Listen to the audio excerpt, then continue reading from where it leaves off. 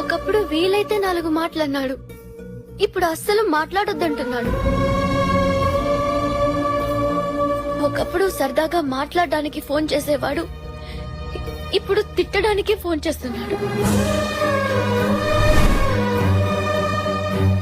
ఒకప్పుడు నాలో ఏం నచ్చిందన్నాడో, ఇప్పుడు అదే నచ్చట్లేదంటున్నాడు.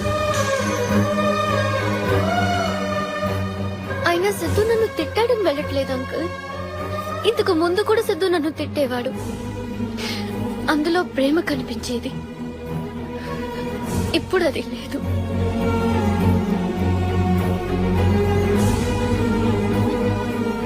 ఇంట్లో నేను ఒక్కదాన్ని ఉన్నప్పుడు కూడా ఎప్పుడూ ఒంటరిగా ఫీల్ అవ్వలేదు.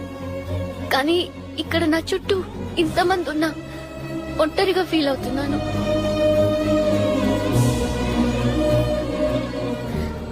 నాకు ఇంట్లో ఒకలాగా బయట ఒకలాగా నటించడం రాదు అంకుల్. ఇక్కడుంటే లైఫ్ లాంగ్ నటించాల్సి వస్తుందేమోనని భయంతో వెళ్లిపోతున్నాను. గెస్ట్ లాగా వచ్చాను, గెస్ట్ లాగే వెళ్లిపోతున్నాను. మీలో ఎవరినైనా హర్ట్ చేసి ఉంటే క్షమించండి.